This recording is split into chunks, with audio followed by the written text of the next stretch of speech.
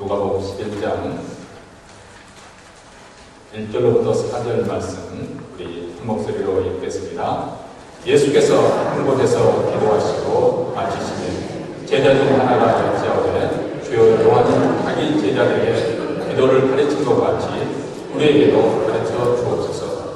예수께서 이르시되 너희는 기도할 때 이렇게 하라. 아버지여 이름이 거룩의 이름을 받으시오며 나라의 임하옵시며 우리에게 날마다 일용할 양식을 주옵시고 우리가 그에게 죄진 모든 사람을 용서하니 우리 죄도 사하여 주옵시고 우리를 시험에 들게 하지 마옵소서 하라. 아멘.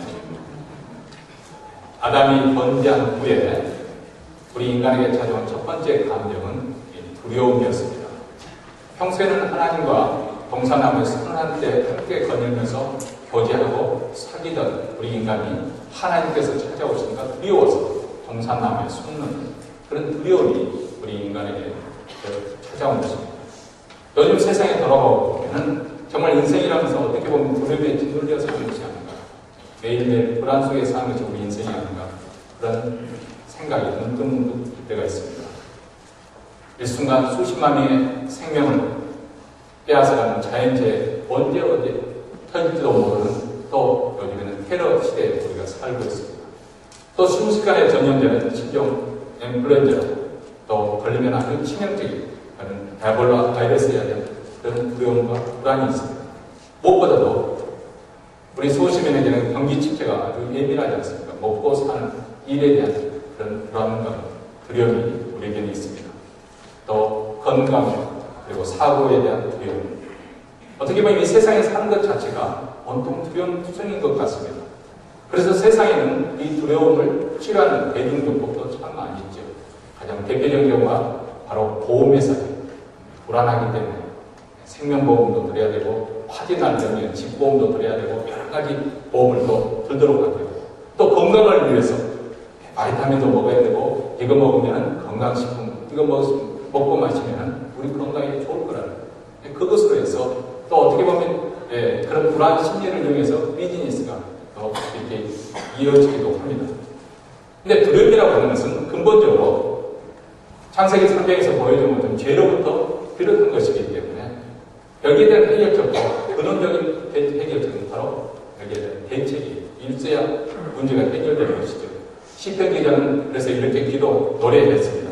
시편 56편 11절에 보면 내가 하나님을 의지하였으니 두려워하니 하리니 사람이 내게 어찌하리이까.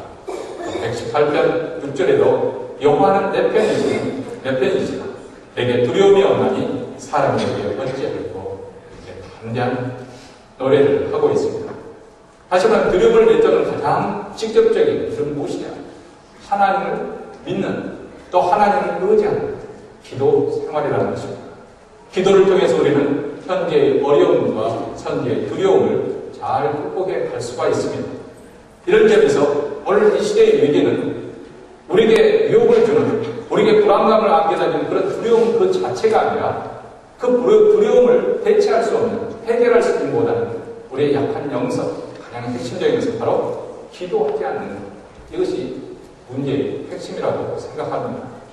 내일부터 우리 교회가 영적 대각성 집회를 하고 있습니다. 이제 시작됩니다.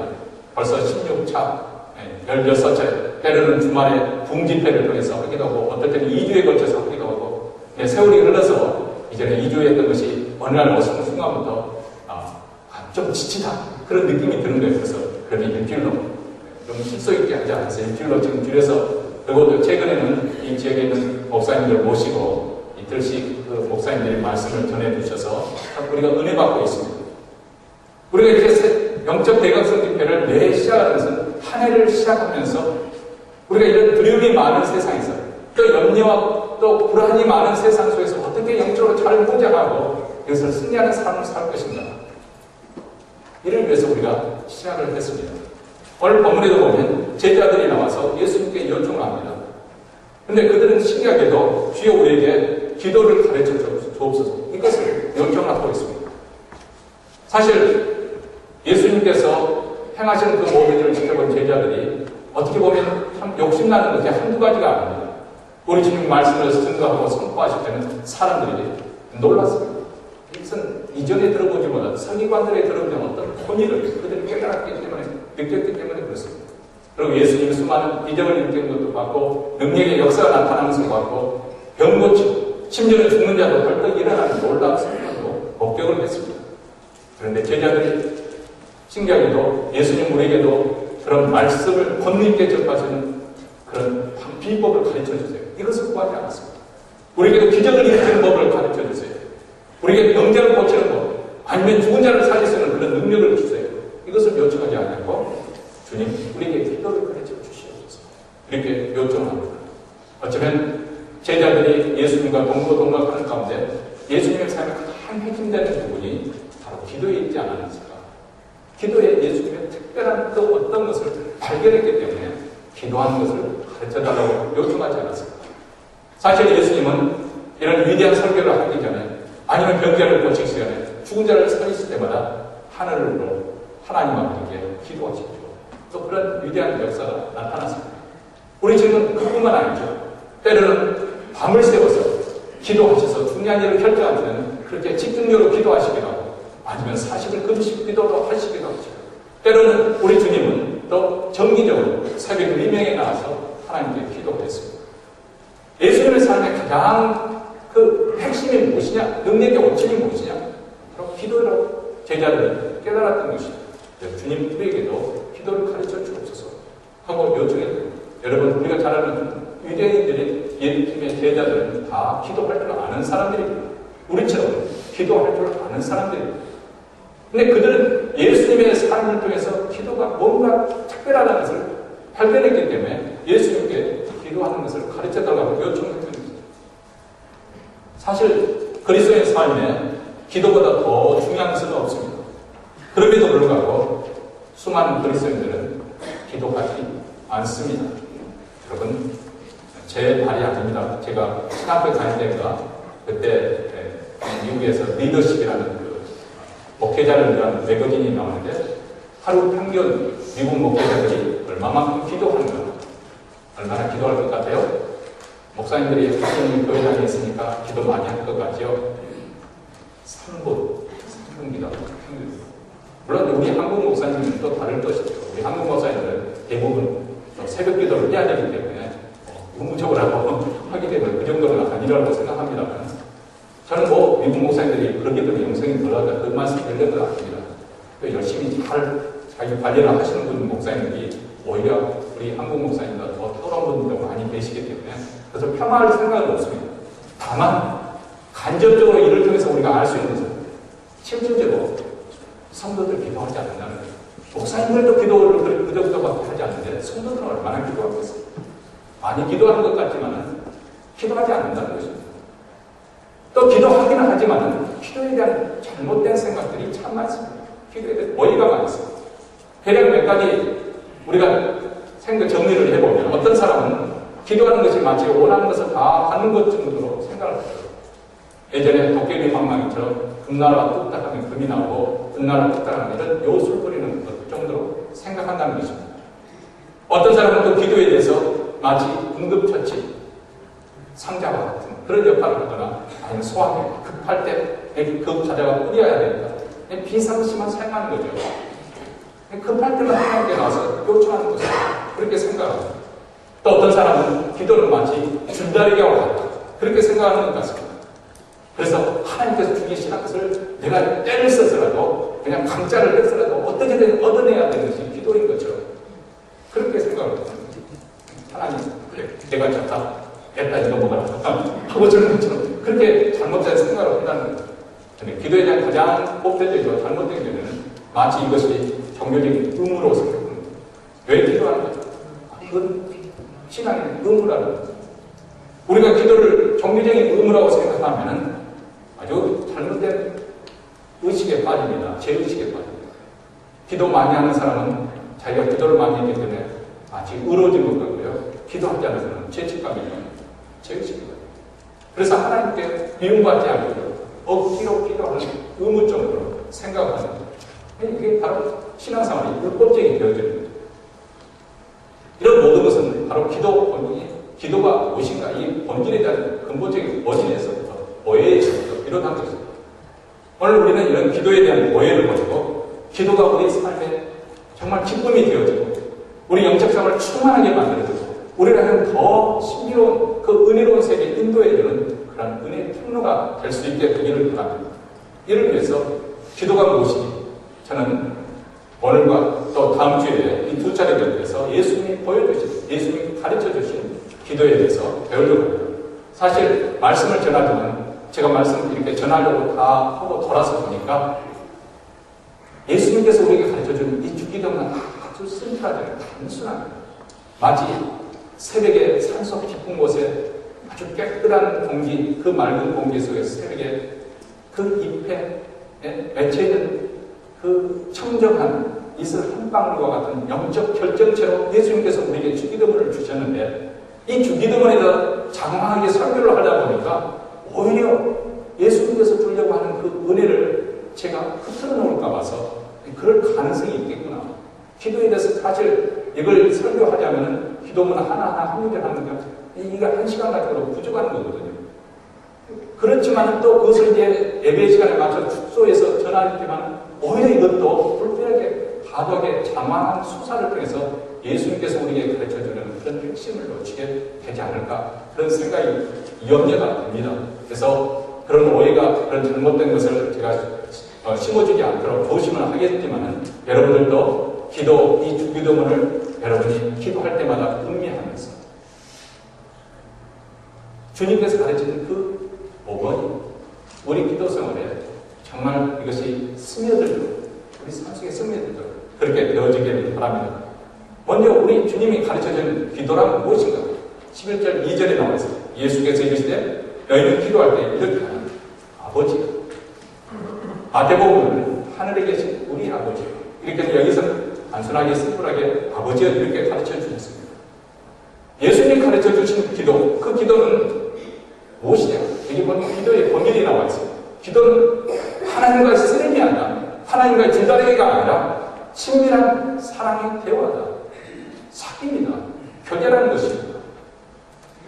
Dear Father, 가장 사랑스러운 그 아버지 앞에 경외심을 가지고 그러나 가장 더 이상 가까울 수 없는 그런 친밀함을 가지고 하나님과의 교제가 이루어진다. 이것이 바로 기도 생활이라는 것입니다. 그러면서 기도는 종교적인 의무도 아니고 어떤 주문을 걸어가지고 어떤 응답을 받고자 하는 것도 아니고 또 법정문의 낭독도 아닙니다. 기도는 친밀한 아버지와 나의 사랑의 대화라고 그렇게 소개하고 있고 어서 속히 빨리 만나서 이야기하고 싶어요. 사랑하는 사람과의 친밀한 대화라는 것을 우리에게 보여주고 있습니다. 이런 친밀한 관계에서 기도가 깊이 들어갈 때 우리 심령 속에 기쁨이 차오르는 거죠. 내 심령에 충만하게 차오르는 만족감이 생기게 됩니다. 기도하기 전에 세상의 두려움이 나를 압도하였고 세상의 여러 가지 갈등과 그런 상처들이 내 마음을 무겁게 했지만 그러나 기도하는 가운데 하나님과 깊은 교제 속에서 사귐 속에서 점점 내 마음이 해방이 이루어지고 자유함이 나타나게 되고 그리고 기쁨과 평강이 충만하게 차오르는 것을 느끼게 됩니다. 그것은 기도가 하나님과의 친밀한 관계에서 이루어지기 때문에 그렇습니다. 그런 이런 친밀한 관계는 어떻게 형성이 되어집니까? 그것은 바로 예수 그리스도 하나님의 아들이신 예수 그리스도께서 우리 죄를 대속하여 죽은 십자가의 죽으심과 그리고 구속함을 받은 우리에게 성령으로 인쳐 주실 때 이런 친밀한 기도 아버지로 하고 나아갈 수 있는 그런 상황이 생긴다는 거예요. 로마서 8장 15절은 너희는 다시 무서워하는 종의 영을 받지 아니하고 양자의 영을 받았으므로 아버지라 부르짖는 이것은 누가 가르쳐서 되는 것이 아니고 예수 그리스도의 피로 깨끗함을 받아 구속함을 받은 하나님의 성의 성령의 충만함을 받을 때 우리도 모르는 사이에 아버지 하고 하나님께 나아가게 된다는 거예요. 제가 몇 차례 설교 시간에 써먹기는 했었지만 그 유명히 지금은 은퇴했습니다. 한국 설교의 대표적인 설교가이신 이동원 목사님이 계시는데 그분이 영적으로 계속 방황을 하다가 신앙에 돌아와서 이제 교회를 정기적으로 출석하기 시작했습니다. 근데 젊은 청년이 이렇게 수요 예배도 빠지지 않고 나오고 이렇게 후보가 나오니까 목사님으로서 참 기특하잖아요. 그래서 목사님이 하루는 수요 예배 가운데 이동원 청년 대표기도 하고 여주는 그 순간 같이 한번 듣고 기도를 한 번도 안 해봤는데 기도 수술을 맡아서 어떻게 합니까? 그래서 속으로 어떻게 기도할까? 이왕 기도하는데 멋있게 기도해야겠는데 그때 아주 멋진 영감이 떠오르더라고요. 그래서 기도를 이렇게 시작했답니다. 위기의 신이시여 하고 기도했답니다. 위기 알기보다는 신에게 기도를 했답니다. 성령으로 인치면 우리 안에 성령께서 거하시면 하나님께 자연스럽게 아버지. 이 아바란 말은 우리가 사랑하는 자녀가 아버지에게 가장 친근하게 부르는 데디, 아빠 하고 부르는 경우. 그래서 내가 어거지로 되어지는 것이 아니라 성령께서 우리를 그렇게 하나님께 부를 수 있도록 우리가 하나님의 양자가 되도록 그렇게 자연스럽게 부르게 된다는 거예요. 예수님의 십자가의 죽음으로 하나님과 한파하게 되는 우리, 그리고 성령으로 거듭나게 되는 우리가 이렇게 본능적으로 하나님을 아버지라고 자연스럽게 부르게 되는 거예요. 오늘 수많은 기독교인들이 기도에 대해서 오해를 하고 있습니다. 그렇기 때문에 기도가 의무감으로 느껴지고 부담감으로 느껴지죠. 얼마나 많은 사람들이 저를 비롯해서 기도해야 되는데 여기 계신 분들도 하루에도 몇 번이고 그런 생각이 스쳐져요. 내가 이러면 안 되는데, 기도해야 되는데. 그러면서도 기도합니까?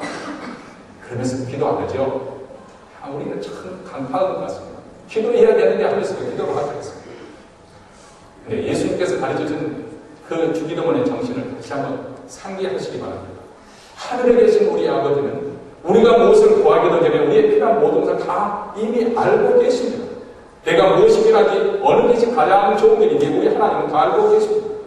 그럼에도 불구하고 하나님께서 우리에게 기도하라고 말씀하시는 것은 이를 통해서 우리 하나님께서는 나와 사랑의 교제, 사귐을 갖고 싶어 하기 때문에 그렇습니다. 마음과 마음이 통하는, 인격과 인격이 맞는 그런 교제가 이루어지기를 원합니다. 또 나를 사랑하시는 하늘 아버지께 나가서 전심으로 우리가 기도하면 하나님과의 깊은 사귐을 통해서는 영적인 이런 은사들과 그리고 선물들을 우리가 받을 뿐만 아니라 하나님의 또 능력을 체험할 수가 있습니다. 그렇기 때문에 기도는 우리 모든 성도들의 특권이고 또 축복입니다. 성도들만이 당당히 하나님께 나아갈 수 있어요. 예전 왕이 이렇게 어전회의를 하잖아요. 어전회의를 때 아무나 그 어전회의에 나가는 거 아닙니다. 어떤 사람이 부르심을 받을 때 궁중에 가면 거기에 많은 예복을 입고 나가도록 그렇게 되어 있습니다. 아무나 나가는 거 아니에요. 오늘 대통령 만나도 그 절차가 얼마나 복잡합니까? 하물며 만왕의 왕이시고 만유에 두고 이 우주를 만드신 창조주 하나님께 아뢰한다는 것 얼마나 큰 영광이에요. 우리가 예수의 피를 힘입어서 그 은혜의 보좌 앞에 한데 나갈 수 있어요. 얼마나 영광스럽고 우리 믿는 자에게 주신 특권이요. 우리 믿는 자에게 주시는 놀라운 축복입니다. 이것이 기도라는 거예요. 그렇다면 우리가 무엇을 위해서 기도할 것인가? 기도가 하나님과의 사랑하는 그 관계 속에 이루어지는 그 사귐과 교제라고 한다면 과연 예수님은 우리에게 그 기도의 내용, 무엇을 위해서 우리가 기도해야 될 것인가? 거기에 대해서 가르쳐요. 여러분은 무엇을 위해서 기도하십니까? 저희 교회는 새벽 기도회마다 가만히 생각해 처음에는 기도할 때 보니까 이게 기도가 매번 똑같은 기도가 대부분이 되는 거예요. 오늘도 가고 내일도 가고 똑같은. 그래서 안 되겠다. 좀 변화를 줄 수 없을까 해서 월요일에는 먼저 우리 자신 하나님 나라를 구하고 또 우리 자신 영적으로 무장되기 위해서 또 우리 가정의 기도점을 가지고 집중적으로 기도하자. 화요일에는 우리 교회의 기도점을 가지고 자를 위해서도 기도하고 영적 충만을 위해서도 기도하고 우리 교회를 위해서 또 수요일에는 이 모트레이징을 위해서 기도하고 또 목요일에는 선교사님들과 선교단체를 위해서 기도하고 하나님 복음이 전파되기 위해서 그리고 금요일은 국가 지도자들과 이종자들과 그리고 세계 국제적인 교회들을 위해서 기도하고 토요일은 다시 돌아와서 내일 예배를 위해서 또 한 주 동안 살아가면서 우리 마음을 정리정돈하고 준비된 가운데 예배에 나올 수 있도록 그렇게 새벽 기도가 진행이 되어지고 있습니다. 지루하지 않도록 그렇게 하고 있습니다. 근데 도대체 우리는 무엇을 위해서 기도할까? 이런 이야기가 있습니다.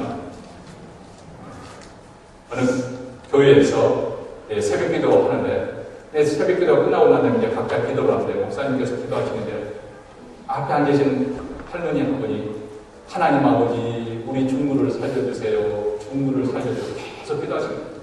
하도 중물을 찾으면서 계속 기도하시니까 나중에 목사님이 물어봤습니다. 할머니 누가 아프세요? 손자가 아프세요? 아드님이 아프세요? 하고 물어봤더니 그게 아니고요. 지금 내가 보고 있는 드라마 주인공이 지금 위기라는 아주 입이 쏟았는데 그 중국 저를 좀 구해달라고 지금 기도하는 거예요. 우리가 기도할 때 무엇을 기도해야 될까? 가장 먼저 우리 주님께서 하는 것은 하나님의 필요를 위해서 기도해야 됩니다. 말이 좀 이상하죠? 하나님은 우리 도움이 필요하지 않습니다. 하나님은 우리의 도움이 필요 없이 그분은 스스로 자존하시고 스스로 존재하시고 스스로 충만하신 분이세요. 우리 도움이 필요한 것이 아닙니다. 우리가 그분을 위해서 할 것은 아무것도 없습니다. 모든 사는 것이 오히려 그분에게 다 오는 것이죠. 그럼에도 불구하고 우리 예수님께서는 먼저 하나님 나라를 위해서 하나님의 필요를 위해서 기도해야 될 것을 가르쳐주고 있습니다. 그 이유는 무엇인가? 그것은 바로 우리로 하여금 하나님의 구원 사이에 이 하나님 나라 사이에 함께 동참해서 추수의 기쁨을 누리라는 것입니다. 그리고 이를 통해서 우리로 하여금 상대받는 그런 인생 신앙생활이 되도록 하기 위해서 먼저 너희 나라, 그의 나라와 그의 나라를 구하는 거예요. 그리고 그의 나라와 그의 의를 구하는 것이 우리의 삶의 우선순위, 우리의 신앙생활의 우선순위인 것을 우리에게 명확하게 가르쳐주기를 원하십니다. 여기 보면 우리가 하나님을 위해서 기도하는데 두 가지를 위해서 거룩히 여김, 그의 이름이 거룩히 여김을 받으시고 그리고 그 나라가 임하는 것을 위해서 기도합니다. 여러분, 거룩이라는 것은 본래 의미는 따로 구별해서 세운다는 의미가 있지 않습니까? 그렇기 때문에 이것은 이름이 거룩히 여김을 받으라는 아버지의 이름이 거룩히 여김을 받으시옵소서. 이 말씀은 하나님의 존재가 온 세상 만물과 구별되어 있습니다. 우리 하나님은 온 세상에 충만하신 분이세요. 그러나 온 세상이 하나님은 아니십니다. 범신론적인 입장에서는 산에 가서도 제사를 지내고 제가서 하는 것은 그 범신론자들은 이 세상 자연 만물이 다 신성이 들어있다고 생각합니다. 그리고 우리도 그런 신성의 일부라고 생각합니다. 그러니까 부패는 또 다른 인격적인 신을 찾는 것이 아니고 내 안에 있는 신을 찾는 거예요. 네가 바로 신이라는 거예요. 스몰 G.O. 네가 바로 신이라는 거예요. 이거 범신론적인 입장이죠. 그러나 하나님이 우주 만물을 창조하시고 이 우주에 충만하게 계시지만 우주하고 창조를 하는 건 명확하게 구별이 되어집니다. 구별이 되어집니다. 다시 말하면 하나님의 이름이 거룩히 여김을 받으려면 하나님의 존재가 온 세상 만물과 구별되어서 그 위에 초월하실 하나님이 영광 받으시기를 원하시고 기도하는 것이죠. 다시 말하면 하나님이 하나님으로서 존귀하게 대접받기를 원하십니다. 하나님의 영광이 온 세상에 가득하게 기도하는 것이죠. 선지자 이사야는 어느 날 성전에서 하나님에 대한 환상을 봤습니다. 하나님과 옷자락을 보았습니다. 거기에 창화한 천사들의 소리를 들었습니다. 거룩하다, 거룩하다, 거룩하다. 만군의 여호와여 그의 영광이 온 땅에 충만합니다. 우리 모두 하나님의 피조물이고 하나님의 자녀들이기 때문에 당연히 거룩하신 하나님을 찬양합니다. 사실 우리에게 하나님께서 생명과 호흡을 주시자면 무슨 제대로 삽니까? 지난주에 우리 권사님, 변인순 권사님 장례식을 은혜스럽게 잘 이렇게 끝냈지만 그 전날까지 가족들과 모여서 삼겹살도 드시고 그건 정겨웠어요. 아주 깔끔하게 너무 깔끔하게 세상가니까 가족들이 작별한 인사도 없어가지고 너무 좀 섭섭해하고 그러는데 참 권사님이 91세까지 장수했잖아요. 그렇지만 이 인간이라는 것이 정말 호흡이 이 코끝에 있다 하는 말을 실감을 우리 권사님 죽음을 통해서 하게 됩니다. 매일매일 사는 것이 어떻게 보면 기적입니다. 하나님이 또한 우리에게 지혜와 건강을 주시지 않으면 어떻게 세상을 살아가겠습니까? 그렇기 때문에 우리는 하나님의 영광을 찬양하며 하나님의 이름이 높이 여김을 위해서 기도해야 합니다. 오직 하나님의 영광만이 온 세상에 가득하다. 물이 바닷가뿐 같이 여호와의 영광을 인정하는 것이 온 세상에 가득하다. 우리가 기도해야 합니다. 이어서 나라의 마음이 하나님의 통치, 하나님의 다스림이 이 땅에 임하다. 우리 가정에, 그리고 우리 사회에, 그리고 이 국가에, 나라에 하나님 나라가 임합니다.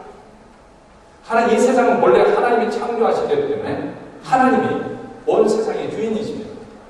근데 우리 인류 조상 아담의 범죄로 말미암아서 지금 사단이 어떻게 보면 속임수로 왕노릇을 하고 있는데 왕으로서 군림을 하고 죄의 본세와 사망의 본세를 통해서 지금 이 세상을 다스리고 있는 것이죠. 지금도 마귀는 온갖 더러움과 거짓된 것과 음란 것으로 사람들의 마음을 유혹합니다. 이 유혹에 치면은 마귀의 종이 되는 것이고 마귀가 왕노릇을 합니다. 왕이 아니지만은 왕노릇을 하고 있습니다. 이 세상에 비극적인 일어나는 그 모든 영적인 가장 근원적인 보면 바로 죄를 통해서 역사하는 이 마귀가 그 왕노릇을 하고 있기 때문에 그렇습니다. 그러니까 나라에 임하시면은 다시금 하나님의 통치가 이루어지는 거죠. 그래서 예수님께서 복음을 전파할 때 말씀만 증거하는 것이 아니고 병든 자들을 고치고 귀신을 내쫓으시고 죽은 자를 살리시고 이러한 사역을 하신 이유는 무엇이냐? 바로 이 땅에 하나님 나라가 도래했다는 것을 가시적으로 보여주고 있는 거예요. 하나님의 말씀, 복음의 역사가 일어나는 것보다 이런 역사가 일어나는 것은 하나님 나라가 회복되고 있다는 거예요. 우리가 말씀에 순종하는 것이 무엇이냐? 우리가 하나님의 통치를 갖고 있다는 것입니다. 하나님 나라가 우리가 죽어서만 가는 것이 아니라 지금 이 땅에서 하나님 나라가 임하였다는 것입니다. 그래서 세상은 인터넷이나 TV나 영화 이런 영상 매체를 통해서 얼마나 젊은 사람 청년들의 마음을 훔치고 있는지 모릅니다. 이를 통해서 자기들 노예로 삼으려고 하는 거예요. 그래서 폭력적이고 감각적인 문화들로 그 청년들의 마음을 점령해버립니다. 잠언 4장 23절에는 무릇 지킬 만한 것보다 더욱 내 마음을 지키라 하는데 우리가 잠자고 있을 때가 아니라 그 말이죠. 정신 차려. 말세가 더 깊어지고 밤이 더 깊어지고 새벽에 가까운 것을 깨닫고 어둠의 일을 버리고 우리가 밝은 것을 깨어 그 시간입니다. 기도해야 돼요. 사실 우리가 듣는 노래를 그냥 흘려 듣는 것이 아니라 영적으로 분별하면서 들어보시기 바랍니다. 이 세상이 얼마나 어두워져 가고 있습니다. 이 시대는 대단한 위기 가운데 있습니다. 영적으로 도덕적으로 뿐만 아니라 정치적으로도 경제적으로도 총체적인 근데 참 한 가지 우리가 영적으로 인사의 통찰력을 주는 것은 히브리서 12장만 보면 왜 이 세상이 흔들리고 있는 거냐? 세상의 권세들이 다 흔들리고 있고요. 막 추락하고 있고 어느 것도 지금 인정받지 못하는 권위가 다 무너지고 있는 이 시대. 그리고 정치계도 혼란스럽고 경제계도 혼란스럽고 왜 이렇게 혼란스럽고 막 세상이 흔들리고 있고 또 테러와 전쟁 소문으로 난리가 나고 있느냐? 사실 큰 거시적인 입장에서 보면 하나님께서 지금 이 세상을 흔들고 계신다는 것입니다. 왜요? 우리에게 영원히 흔들리지 않은 세상을 주시기 위해서 영원한 나라를 그 왕국을 하나님 나라를 우리에게 주시기 위해서 지금 하나님께서 흔들고 계시는 거예요. 그렇기 때문에 이런 때를 분별하는 우리 믿는 성도들은 사명감을 가지고 기도해야 됩니다.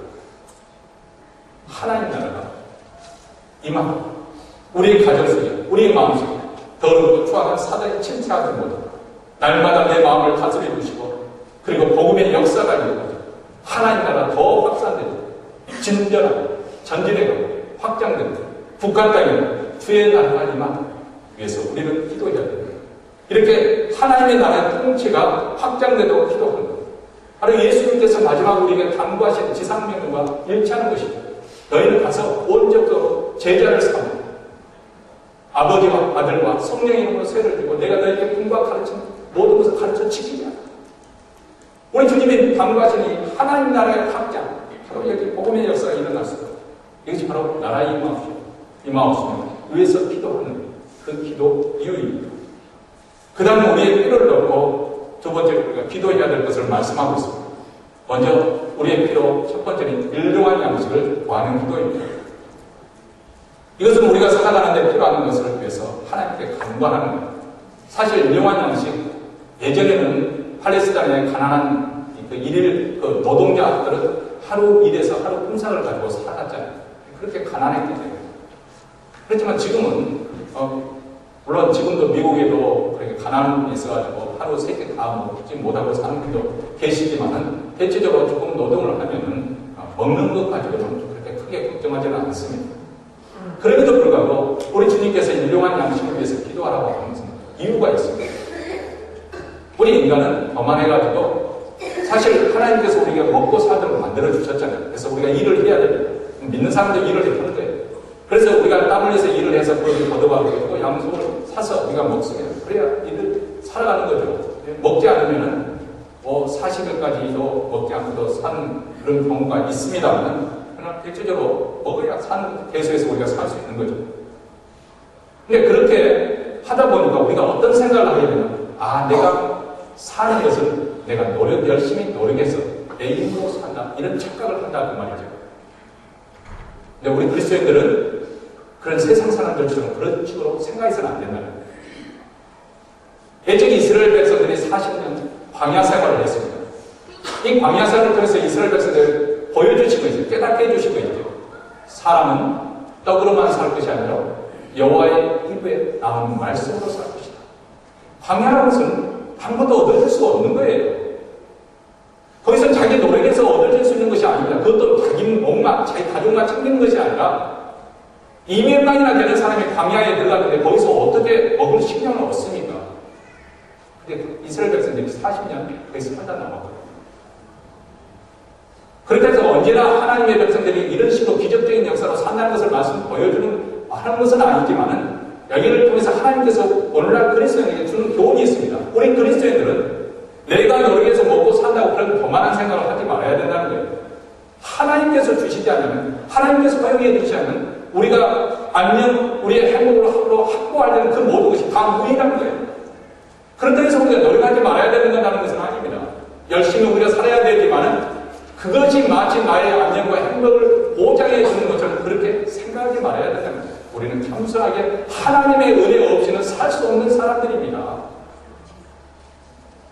우리 먹는 것도 마찬가지고, 우리 자녀 교육도 마찬가지고, 우리 직장 생활도 마찬가지고, 우리 사업도 마찬가지고, 우리 신앙생활도 마찬가지고, 하나님의 은혜에 의해서 되어준 줄 알아요. 이것이 바로 오늘날 우리에게 일용할 양식을 활용해나가는 겸손한 기도의 내용입니다. 두 번째로는 제3을 위해서 기도하라고 말했습니다. 왜 우리가 제3을 위해서 기도해야 됩니까? 죄는 하나님과 우리와의 관계를 파괴시키고 주범이기 때문에 그렇습니다. 우리가 불행한 것은 돈이 없어서가 아닙니다. 병들어서가 아닙니다. 그것이 우리를 불행하게 하죠. 어느 정도는 불행하게 합니다. 돈도 어느 정도 있어야만이 좀 행복감이, 좀 행복지수가 높아지는 것은 사실입니다. 그러나 근원적으로 돈이 그러면 많으면 행복하냐? 근원적으로 건강은 다 행복하냐? 그것은 아니다 그 말입니다. 우리 인간을 불행하게 하는 것은 그런 외적인 것이 아니고 영적인 것입니다. 내적인 것입니다. 그건 뭐냐면 죄입니다. 죄의 문제입니다. 죄는 마치 하나님과 나 사이에 틀어막고 있는 그 관계를 틀어막고 있는 찌꺼기와 같습니다. 이 찌꺼기는 처음에 버려야 됩니다. 버려야 됩니다. 여러분 가정에 쓰레기가 흘러 넘치다면 그것을 뭐 하루 이틀이 아니라 한 달, 12달 되면 집안이 들어서자마자 집에 이상한 냄새가 나겠죠. 희한 냄새가 나고 그 썩은 쓰레기가 넘쳐서 구더기가 나오겠죠. 쓰레기를 무슨 보물단지라고 계속 그렇게 모아놓겠습니까? 쓰레기는 매주마다 청소받아서 다 넘겨줘야 됩니다. 처리해야 됩니다. 제 문제도 마찬가지입니다. 제 문제는 그때그때 처리해야 될 것들입니다. 그것을 안고 있어서는 안 된다는 거예요. 그래서 시편 66편 18절에 보면 내가 나의 마음에 죄를 품으면 주께서 듣지 아니하시리라 이렇게 말씀하셨습니다. 그러나 할 수만 있다면 우리는 죄를 빨리 고백하고 죄사함을 받는 것이 바로 우리가 행복해지는 비결입니다. 잠언 28장 13절에도 자기 죄를 숨기는 자는 형통치 못하나 죄를 잡아가고 버리는 자는 불쌍히 여김을 받으리라 이렇게 말씀을 하고 있습니다. 요한일서 1장 9절에도 만일 우리가 우리 죄를 자백하면 하나님은 믿으시고 믿으실 만한 분이고 의로우신 분이기 때문에 우리 죄를 사하여 주실 뿐만 아니라 약속대로 우리 죄를 용서해 주실 뿐만 아니라 우리를 모든 분에서 깨끗하게 해주시는 분이시다. 이렇게 말씀하고 있습니다. 그렇기 때문에 우리는 매일매일 예수님의 십자가의 밑에 나아가서 우리 죄를 고백하고 그리스도의 보혈로 죄 씻음을 받는 이 삶이 행복으로 가는 힘입니다. 근데 하나님께서 이 사죄의 은총을 구하기 전에 우리에게 먼저 해야 될 일이 있다고 우리 주님께서 말씀합니다. 우리가 우리에게 죄 지은 모든 사람을 용서하고 있는 그 전제됩니다. 우리에게 죄 지은 자를 용서하는 일이 선행하라는 것입니다. 만일 용서함 없이 미운 마음을 가지고 하나님 앞에 나와서 기도하면 기도 문이 막히게 된다는 것입니다. 예수님의 십자가의 사랑을 덧입어서 너그럽게 은수를 용서하고 하나님께 나가는 하나님께서 우리의 기도를 들으시고 응답해 주시겠다고 말씀합니다. 마지막으로 우리의 필요를 위해서 기도할 때 시험에 들게 나오시고 그렇게 기도하라고 말씀합니다. 이 세상의 유혹으로부터 자유로울 사람은 아무도 없습니다. 우리 안에는 여전히 죄의 불씨가 남아있습니다. 저는 이제 인생 중반을 훨씬 지나가지고 후반기를 가면서 점점 살아오면서 제 삶을 관찰하면서 깨달았던 게 있어요. 사람이라고 하는 것은 죄를 많이 짓느냐 짓고 적게 짓느냐 그것 차이는 죄를 기회를 더 가졌느냐 안 가졌느냐 이 차이지 그 사람이 결코 더 의로워서도 아니고 도덕적으로 더 성결해서도 아니구나 하는 것을 저는 절실하게 깨닫게 됩니다.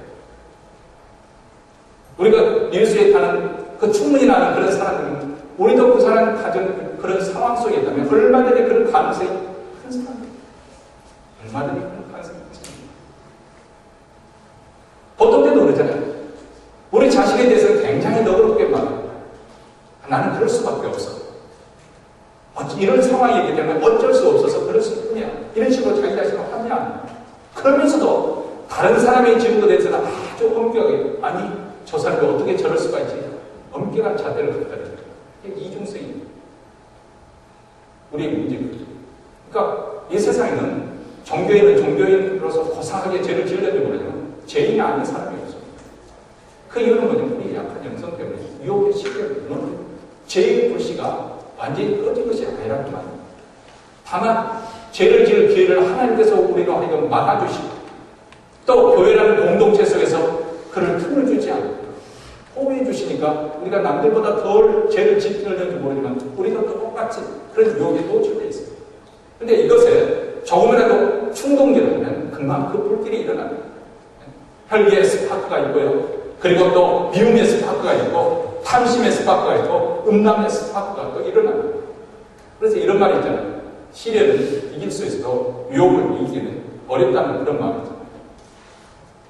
많은 사람들이 고난 가운데는 신앙생활을 잘 합니다. 열심히 하죠.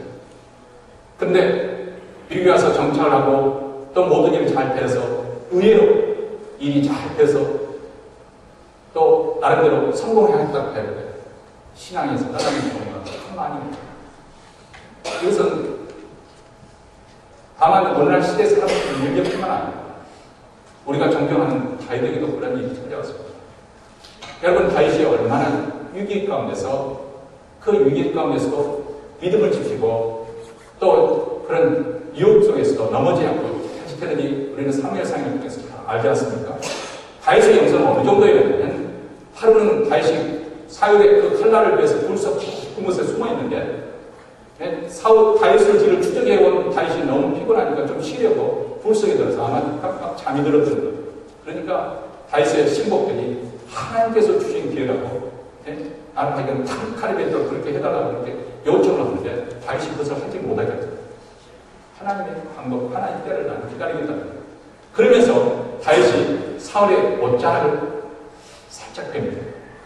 그런데 성경이 놀라운 말씀이세요. 다윗이 그 옷자락을 뱀으로 위해서 마음에 찔림을 받았다고 이야기하고 있습니다. 이게 다윗의 인생입니다. 사실 사울이 그러고 나가면 다윗이 어떻게 그를 용서해 줬는지 모르잖아요. 하나 증거를, 흔적을 남긴 거죠. 한번 사울이야, 당신 옷자락을 보십시오. 내가 이렇게 당신의 목숨을 취할 수 있는 자리까지 나갔지만은 내가 취하지 않았습니다. 하나님을 두려워하기 때문에 취하지 않았습니다. 그 흔적을 남긴 거예요.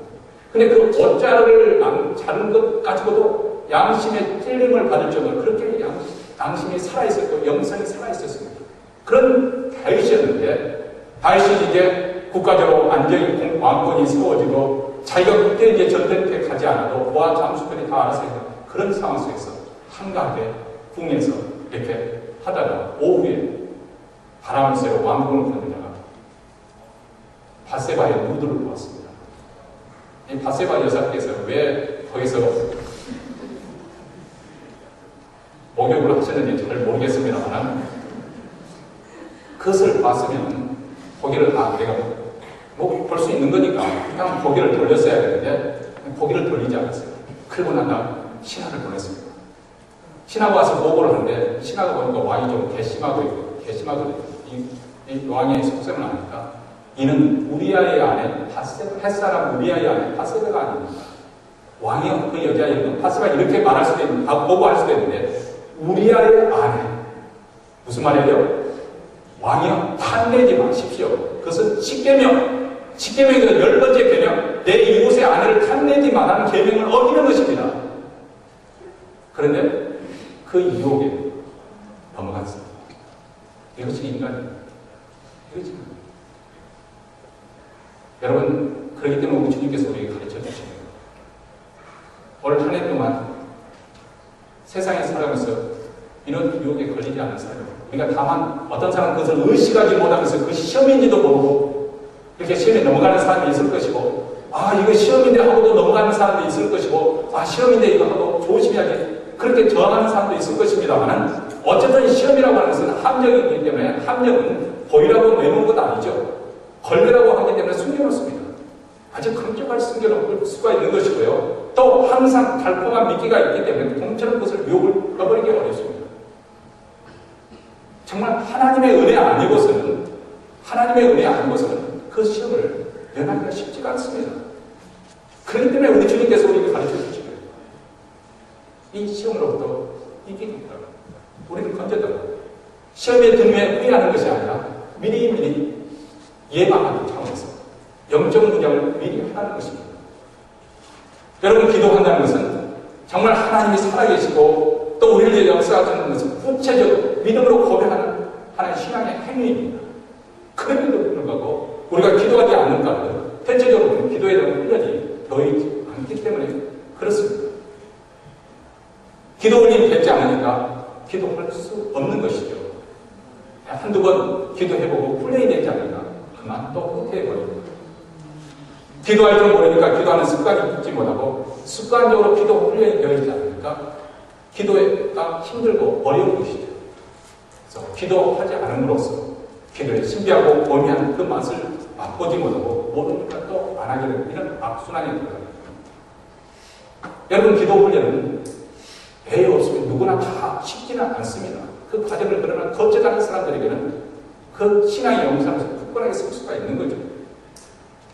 그 정상에 들어가기 전까지는 신앙생활을 온전하게 살고 있는 것은 아닙니다. 어떻게 보면 어설프게 흉내를 내고 있는 것이죠. 오래전에 제가 이제 한국에서 군대를 제대로 했는데, 제가 미국에 오면서 제가 그런 생각을 했습니다. 미국, 한국에 내가 그 땅에서 태어났는데 나 빚 다 갚고 왔다. 그렇게 속으로 생각했는데 그렇게 큰 소리를 칠 수 있는 것을 제가 경작을 제대로 했거든요. 국방부까지 했으니까 이제 나는 다 했다. 이제 그 제대 기념으로 그 친구들과 함께 지리산 등산을 했던 그런 기억이 납니다. 구리 하우스를 뛰고 이제 올라가는데 그 옆에 계곡을 보니까 얼마나 깨끗한 물이 흐르는지, 야, 너무 목마르던데 다들 그 물을 마시고 또 목욕도 하고 거기서 또 물 떠다가 밥도 지어 먹고 했는데 요만큼 올라가니까 사람들이 위에서도 그렇게 하고 있더라고요. 목욕도 하고 이렇게 밥도 해보고 식기도 닦고 그러고 있더라고요. 우리는 깨끗해서 그렇게 한참 마시고 그랬었는데, 어쨌든 거기에 계곡물이 너무 심해서 거기서 야 여기서 놀고 갔으면 참 좋겠다 했는데, 그래도 목표가 있으니까 올라갔는데 그 올라가는 길이 지금은 또 달라졌을 거라고 생각합니다. 오래전 이야기면서 상당히 가파르고 그 쉽지 않은 길에서 상당히 시간이 걸렸습니다. 그리고 일단 숨을 가쁘게 내면서 노고단에 딱 올라가니까 그거 올라가는 그 높은 곳에 평지가 펼쳐지거든요. 봄철에 가면 그 진달래 꽃이 있어서 정말 장관이라고 하는데, 그때는 여름철에서 그 장관을 보지 못했습니다. 그 평지에 있고요. 또 노고단에서 아래 보니까 저 산 아래 그 평야지가 펼쳐지는 그 가운데로 섬진강이 정말 신라스럽게 흘러가는데, 정말 한 폭의 동양, 그 인상이 사진이 딱 봐도 지금도 이렇게 상상합니다. 다시 말하면 그 올라가는 과정이 힘들고 어려웠지만 정상에 올랐을 때 만약에 그 계곡 물에 팔려가지고 그렇게 폭을 해서도 잘 놀고 갔겠죠. 그러나 만약에 정상에 올라오지 못했다고 한다면 그 정상에서 누릴 수 있는 그 특권을 즐길 수 없는 거죠. 모르니까. 거기서 보여주는 그 산 아래에서 위에서 보는 그 상쾌함, 넓게 펼쳐진 그 평야에 가느다란森林과 굵직을 보면서 이곳에 올라오기를 정말 잘했거든요. 그런데 생각했던 생각이 지금도 생생하게 납니다. 사랑하는 성도 여러분, 우리가 기도할 수 있는 기회를 만들어야 됩니다. 스스로 기도하려고 하면 쉽지가 않아요. 그래서 새벽 기도가 생기는 이유도 그거거든요. 혼자 작심삼일이라고 혼자는 3일 정도는 할 수 있어요. 근데 그 3일이 지나면 마음이 약해지기 때문에 슬며시 원점으로 돌아갑니다. 마치 곰주가 드러나다가 시간이 다시 원점으로 돌아가면 똑같아요. 그렇기 때문에 새벽 기도가 있어서 나 혼자 하지 않냐고 그래서 새벽 기도에 나가면서 자기를 묶어놓는 거죠. 묶어놔서 거기서 새벽 기도를 하는 거죠. 근데 새벽 기도 나올 수 없는 그런 형편과 그런 기회를 갖지 못한 분들이 많기 때문에 우리 영적 대각성 집회를 하는 거예요. 이런 기회를 통해서 특별하게 정말 한 해 동안 우리 한 해를 시작하면서 내 자신의 영성을 위해서 또 가정을 위해서 또 하나님 나라를 위해서 교회를 위해서 함께 기도하는 거죠. 거기서 하나님의 임재를 경험하는 거예요. 기도의 정상에 올라서서는 기회를 가질 수 있는 그런 기회를 우리에게 주어진 거죠. 어쩌면 정상에서 내려가기를 싫어할지도 모릅니다. 기도는 하늘 아버지와의 친밀한 사람의 관계에서 오는 사귐입니다. 모세가 시내산 정상에서 하나님과 40일 있으면서 아무것도 먹지도 않고 마시지도 않으면서도 모세가 그 하나님과의 교제, 신령한 교제를 끝내고 난 다음 땅에 내려왔을 때 백성들이 모세의 얼굴을 보기를 두려워해야 했어요. 왜 그랬을까요? 모세의 얼굴에서 광채가 납니다. 하나님과 얼굴과 얼굴을 대면해서 마주하는 그 모세의 얼굴에서 광채, 눈꺼풀에서 광채가 나니까 그래서 모세가 얼굴에 수건을 썼다고 해요. 우리 권사님도 기도 생활을 깊게 하고 정말 진실하게 하나님과 대면하는 그 기도 생활을 하게 되면 그 권사님의 얼굴에 이런 광채가 납니다. 빛이 납니다. 그것을 여러분 볼 수 있어야 돼요. 이런 기도의 자리로 하는 것은 누구에게나 다 열려지는 거예요. 우리가 오늘 또 찬양할 때 예수의 피신이요. 은혜의 보좌 앞에 예수의 피. 이 은혜의 보좌 앞에 나와서 하나님의 피를 위해서 기도할 수 있는 이 놀라운 특권. 그리고 우리 피를 위해서 하나님께 기도할 수 있는 이 놀라운 축복. 기도는 그렇기 때문에 기쁨이요. 감사요. 특권이요. 그리고 축복입니다. 이 축복을 누리는 우리 모두가 되시기를 주의 이름으로 축복합니다.